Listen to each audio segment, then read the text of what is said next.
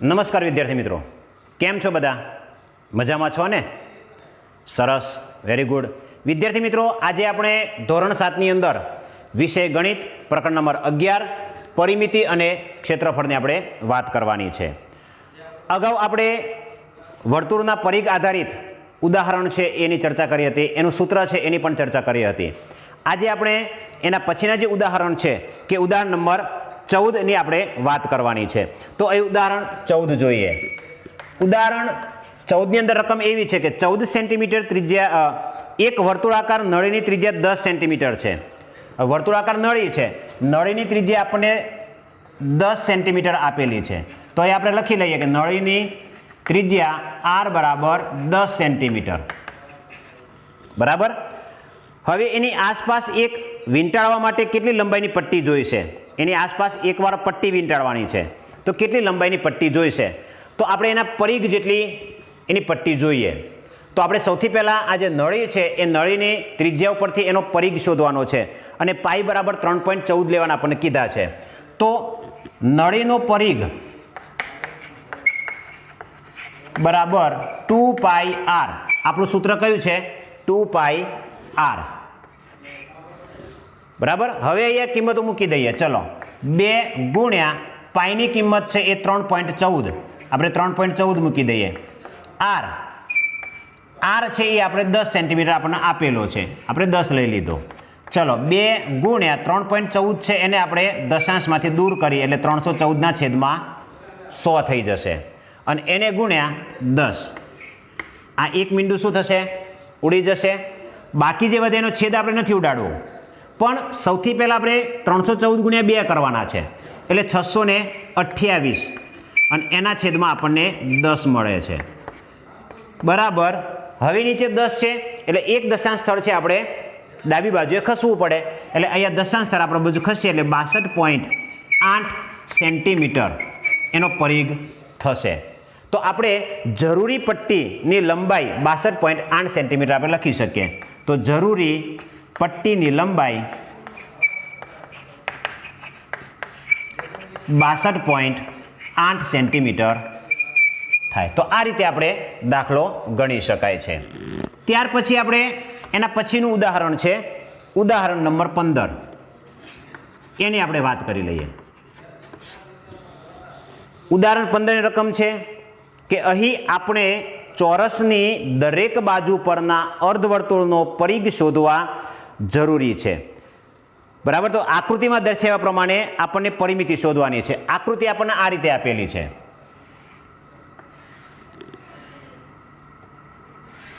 આપણને તમે આકૃતિ જોશો તો આ રીતે આપણને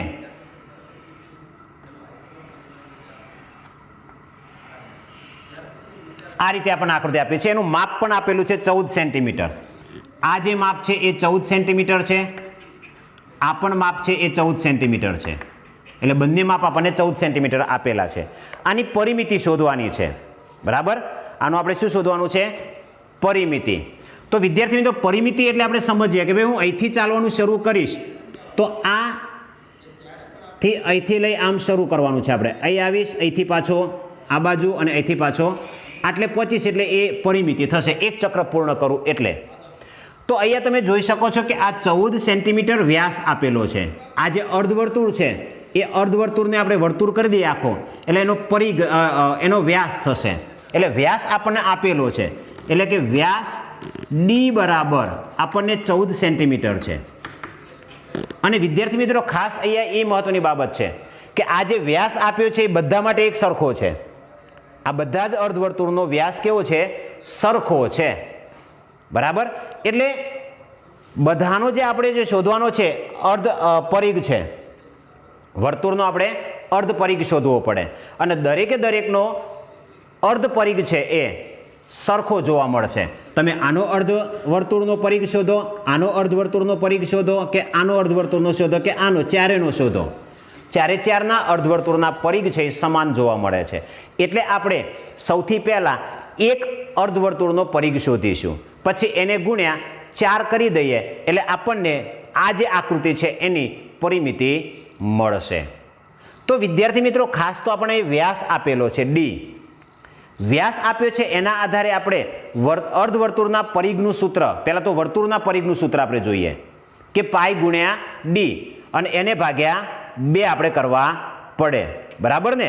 તો આપણે શું કરીશું, હવે આ વ્યાસ આપ્યો છે ને ત્રિજ્યામાં ફેરવીને પણ દાખલો ગણી શકાય.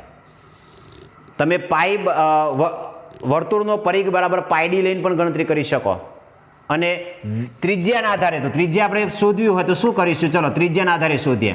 તો ત્રિજ્યા આર બરાબર ડીના ભાગ્યા 2 એટલે કે 14 ભાગ્યા 2 એટલે કે 7 સેન્ટીમીટર. ચલો અહીંયા આપણે પહેલા વર્તુળનો પરિઘ કેટલો થશે એ જોઈ લઈએ.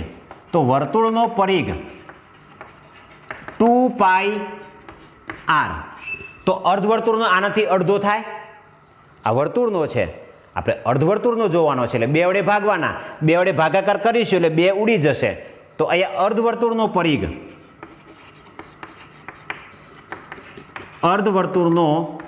પરિઘ બરાબર 2 પાઈ આરના છેદમાં 2, 2 વડે ભાગવા પડે. આખા વર્તુળ છે એને આપણે 2 વડે ભાગ્યા તો અહીંયા 2 ઉડી જશે. તો અહીંયા શું વધ્યું, અર્ધવર્તુળનો પરિઘ છે એ પાઈ આર વધ્યો. હવે પાઈની કિંમત આપણે 3.14 આપણને કીધું હોય કે 22/7 જે કીધું આપણે લેવાની છે. તો અહીંયા આપણે 22/7 કીધી છે, તો આપણે 22/7 ગુણ્યા આર, આર બરાબર 7 લેવાના છે કારણ કે જે વ્યાસ આપ્યો છે એને અડધા. અહીંયા 7 ઉડી જશે એટલે જવાબ આવે છે 22 સેન્ટીમીટર. તો આ એક અર્ધવર્તુળનો પરિઘ થયો. તો આકૃતિ જે આપી છે એ આકૃતિનો પરિમિતિ શોધવી હોય તો આપણે 4 વડે ગુણાકાર કરો. તો આકૃતિની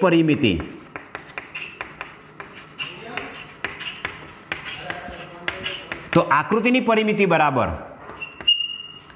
4 ગુણ્યા અર્ધવર્તુળની પરિમિતિ, આપણા આ રીતે લખી શકાય.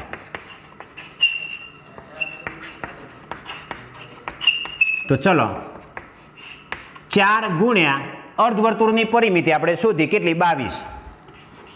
હવે શું કરવાનું, તો 22 ગુણ્યા 4, તો 22 ચોક કેટલા થશે, 88. તો આપણને જવાબ મળે છે 88 સેન્ટીમીટર. તો આ રીતે આપણે આકૃતિ જે આપી છે એ આકૃતિમાં આપણે જે પરિમિતિ શોધવાની કીધી છે આ રીતે શોધી શકાય. ખાસ વિદ્યાર્થી મિત્રો ધ્યાન રાખજો કે આકૃતિમાં શું આપ્યું છે એ બહુ અગત્યની વસ્તુ છે કે અહીંયા તમને અર્ધવર્તુળની પરિમિતિ આપેલી છે અને એવી 4 છે એટલે આપણે એક આકૃતિની પરિમિતિ શોધી અર્ધવર્તુળની એને ગુણ્યા 4 કરી નાખો એટલે આપણને આકૃતિમાં બતાવ્યું છે એની પરિમિતિ મળે છે. હવે આપણે ઉદાહરણ 16, 7 સેન્ટીમીટર ત્રિજ્યાવાળી વર્તુળાકાર તક્તીને સુધાંશુ 2 સરખા ભાગમાં વહેંચે છે. દરેક અર્ધવર્તુળાકાર તક્તીની પરિમિતિ કેટલી થશે, પાઈ બરાબર 22/7 લો. વિદ્યાર્થી મિત્રો પાઠ્યપુસ્તક તમારી જોડે છે, રકમ તમારી જોડે છે, સમજો એને કે અહીંયા 7 સેન્ટીમીટર ત્રિજ્યાવાળી વર્તુળાકાર તક્તી છે. તો એ ત્રિજ્યા આપણને આપેલી છે કે ત્રિજ્યા આર બરાબર 7 સેન્ટીમીટર, પછી પાઈ બરાબર 22/7 આપણને કીધા છે લેવાના. હવે એ વર્તુળાકાર જે તક્તી છે તો આ એક વર્તુળાકાર તક્તી છે. હવે આ વર્તુળાકાર તક્તીને શું કરે છે, 2 ભાગ કરે છે અને 2 ભાગ કરી દરેક ભાગની આપણે પરિમિતિ શોધવાની છે. તો આનો આપણે ભાગ કરવામાં આવે એટલે આ રીતે 2 ભાગ થઈ જશે. આ ભાગને કાપી અને આ રીતે હું આ ઉપર મૂકી દઈશ આ રીતે. તો આની જે પરિમિતિ છે એ સમજવાની છે વિદ્યાર્થી મિત્રો. અહીં આપણે એનો પરિઘ છે એ નથી શોધવાનો, સાથે સાથે પરિમિતિ શોધવાની છે. એની અંદર પરિઘ અને બીજું શું આપણે લેવાનું છે એ જોવાનું છે. તો એ પરિમિતિ એટલે શું, તો અહીંથી આપણે શરૂ કરીએ ચાલવાનું. તો આટલું અંતર કાપ્યા પછી આપણે પાછું મૂળ સ્થાને માટે આ પણ ઉમેરવું પડે છે. એટલે કે અર્ધવર્તુળની પરિમિતિ બરાબર અર્ધવર્તુળનો પરિઘ વત્તા વ્યાસ, બરાબર ને? શું થશે, અર્ધવર્તુળનો પરિઘ વત્તા વ્યાસ. તો અહીંયા ત્રિજ્યા આપી છે એના આધારે આપણે વ્યાસ શોધી દઈએ. તો અહીંયા વર્તુળનો વ્યાસ પહેલા શોધી દઈએ. તો વર્તુળનો વ્યાસ બરાબર ત્રિજ્યાથી ડબલ થશે એટલે કે 2r. બરાબર. ચલો આપણને 2r છે તો 2 ગુણ્યા r એટલે 7, એટલે 7 ગુણ્યા 2 કરે એટલે 14 સેન્ટીમીટર આપણને એનો વ્યાસ મળે છે. હવે શું શોધવાનું છે? તો અર્ધવર્તુળનો પરિઘ. તો અહીંયા આપણે લખીએ કે અર્ધવર્તુળનો પરિઘ. અર્ધવર્તુળનો પરિઘ બરાબર સૂત્ર આપણે ખબર છે કે 2πr ના અડધું એટલે કે પાઈ r આપણને મળે છે. તો પાઈ r. ચલો પાઈની કિંમત આપણને 22/7 અને એને ગુણ્યા r. r આપણને 7 સેન્ટીમીટર આપ્યો છે એટલે શું લખીશું? 7. ખાસ કિંમત મૂકવામાં ધ્યાન રાખવાની છે કે પાઈની કિંમત 22/7 છે, r ની કિંમત 7 છે. આ બંને ગુણાકારમાં છે. હવે અહીં 7 ઉડી જશે એટલે આપણને અર્ધવર્તુળનો પરિઘ છે એ 22 સેન્ટીમીટર મળે છે. હવે આપણે આ અર્ધવર્તુળ જે તકતી છે બરાબર એની પરિમિતિ શોધવાની છે. એટલે અર્ધવર્તુળની તકતીની પરિમિતિ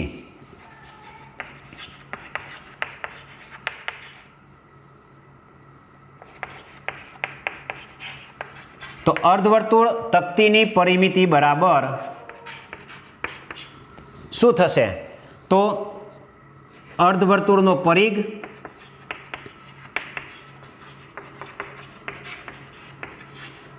ગુણ્યા અહીંયા આપણે વર્તુળનો વ્યાસ એટલે કે વ્યાસ. ચલો અર્ધવર્તુળનો પરિઘ છે એ આપણને કેટલો મળ્યો? 22. અને વર્તુળનો વ્યાસ આપણે શોધ્યો છે કેટલો? 14. 22 અને 14નો સરવાળો કરીએ એટલે આપણને 36 સેન્ટીમીટર મળે. તો આ રીતે આપણે અર્ધવર્તુળાકાર જે તકતી છે એનો પરિઘ આપણે શોધી શકાય છે. મોટાભાગના વિદ્યાર્થીઓ અહીંયા ભૂલો એ કરે છે કે અર્ધવર્તુળની પરિમિતિની અંદર ફક્ત પરિઘ જ શોધી કાઢે. પણ ખાસ ધ્યાન રાખો અર્ધવર્તુળાકાર તકતીનો પરિમિતિ એટલે કે એનો પરિઘ વત્તા વ્યાસ પણ આપણે લેવો પડે છે. એટલે ખાસ આ બાબતનું ધ્યાન રાખવાનું છે. તો આ રીતે દાખલાઓ છે આપણે ગણી શકાય છે. પછીના લેક્ચરની અંદર આપણે વર્તુળના ક્ષેત્રફળ વિશે અભ્યાસ કરીશું. Thank you.